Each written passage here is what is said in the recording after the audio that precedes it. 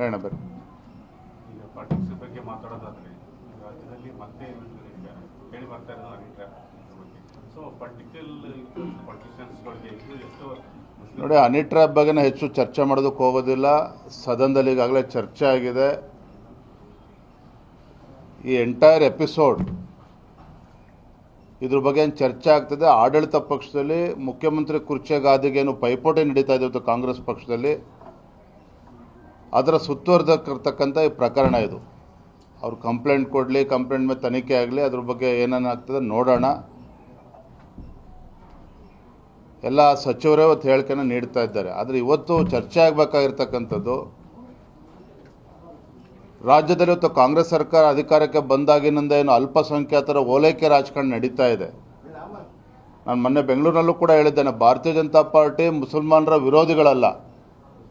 ಆದರೆ ಮುಸಲ್ಮಾನರಿಗೆ ತೃಪ್ತಿ ಮಾಡ್ತಕ್ಕಂಥ ನಿಟ್ಟಿನಲ್ಲಿ ಹಿಂದೂಗಳಿಗೆ ಅಪಮಾನ ಮಾಡ್ತಕ್ಕಂಥ ಕೆಲಸ ಏನು ರಾಜ್ಯದ ಮುಖ್ಯಮಂತ್ರಿಗಳು ಕಾಂಗ್ರೆಸ್ ಸರ್ಕಾರ ಮಾಡ್ತಾ ಇದೆ, ಇದು ಅಕ್ಷಮ್ಯ ಅಪರಾಧ. ಇದರ ವಿರುದ್ಧ ಭಾರತೀಯ ಜನತಾ ಪಾರ್ಟಿನ ಹೋರಾಟವನ್ನು ಕರೆ ಕೊಡ್ತಾ ಇದ್ದೇವೆ. ಹೇಳಬೇಕು. ಈಗ ಪಾಲಿಟಿಕ್ಸ್ ಬಗ್ಗೆ ಮಾತಾಡೋದಾದ್ರೆ ರಾಜ್ಯದಲ್ಲಿ ಮತ್ತೆ ಹೇಳಿ ಬರ್ತಾ ಇರೋದು ಅನಿಟ್ರಾ ಬಗ್ಗೆ. ಸೊ ಪಾಲಿಟಿಷಿಯನ್ಸ್ಗಳಿಗೆ ಇದು ಎಷ್ಟು ನೋಡಿ, ಅನಿಟ್ರಾ ಬಗ್ಗೆ ಹೆಚ್ಚು ಚರ್ಚೆ ಮಾಡೋದಕ್ಕೆ ಹೋಗೋದಿಲ್ಲ. ಸದನದಲ್ಲಿ ಈಗಾಗಲೇ ಚರ್ಚೆ ಆಗಿದೆ.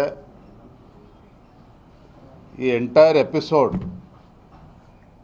ಇದ್ರ ಬಗ್ಗೆ ಏನು ಚರ್ಚೆ ಆಗ್ತದೆ. ಆಡಳಿತ ಪಕ್ಷದಲ್ಲಿ ಮುಖ್ಯಮಂತ್ರಿ ಕುರ್ಚಿ ಗಾದಿಗೆ ಏನು ಪೈಪೋಟಿ ನಡೀತಾ ಇದೆ ಕಾಂಗ್ರೆಸ್ ಪಕ್ಷದಲ್ಲಿ, ಅದರ ಸುತ್ತುವರೆದಿರ್ತಕ್ಕಂಥ ಈ ಪ್ರಕರಣ ಇದು. ಅವ್ರು ಕಂಪ್ಲೇಂಟ್ ಕೊಡಲಿ, ಕಂಪ್ಲೇಂಟ್ ಮೇಲೆ ತನಿಖೆ ಆಗಲಿ, ಅದ್ರ ಬಗ್ಗೆ ಏನೇನಾಗ್ತದೆ ನೋಡೋಣ. ಎಲ್ಲ ಸಚಿವರೇ ಇವತ್ತು ಹೇಳಿಕೆನ ನೀಡ್ತಾ ಇದ್ದಾರೆ. ಆದರೆ ಇವತ್ತು ಚರ್ಚೆ ಆಗಬೇಕಾಗಿರ್ತಕ್ಕಂಥದ್ದು, ರಾಜ್ಯದಲ್ಲಿ ಇವತ್ತು ಕಾಂಗ್ರೆಸ್ ಸರ್ಕಾರ ಅಧಿಕಾರಕ್ಕೆ ಬಂದಾಗಿನಿಂದ ಏನು ಅಲ್ಪಸಂಖ್ಯಾತರ ಓಲೈಕೆ ರಾಜಕಾರಣ ನಡೀತಾ ಇದೆ.